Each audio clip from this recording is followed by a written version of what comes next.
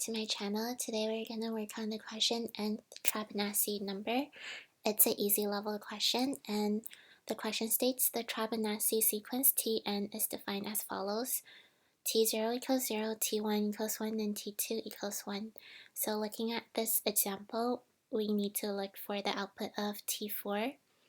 So we know that T0 is already 0, and then T1, 1, T2 is 1.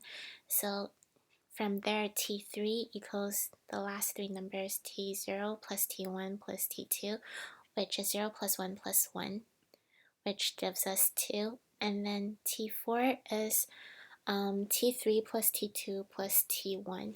So it would be T3 would be 2, and then T2 would be 1, and then T1 would be 1, which would equal 4.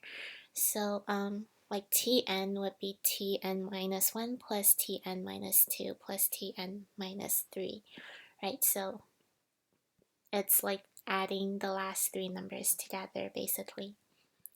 And we need to write a function that solves this. This is a classic dynamic programming question, and today I'm going to solve it using a top-down approach, using recursion and memorization.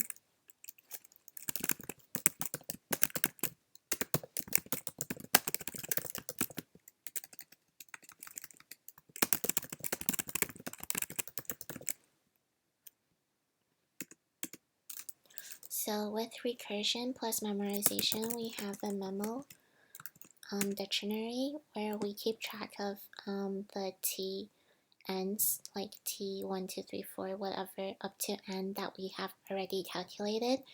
And since T0 to T2 is already defined, we can just write that into our memo dictionary. 0 would equal 0, 1 would equal 1, and then 2 would also equal 1. So let's start writing our dp function. It's gonna take a I, which is the index, and we can first check if I not in memo, then we can add memo I as dp I minus 1 plus dp I minus 2 plus dp I minus 3. So the last three numbers, and if it was already calculated, we just return memo I.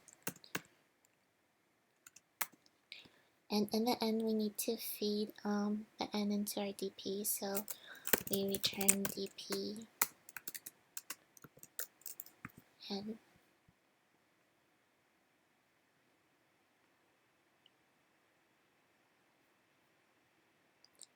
Yeah, so this is how I would solve this question. In terms of time complexity, it would be O of n, because we calculate each dpi once, and if it was already calculated, it wouldn't have any repeated calculation because we would store it, memorization it in our memo dictionary.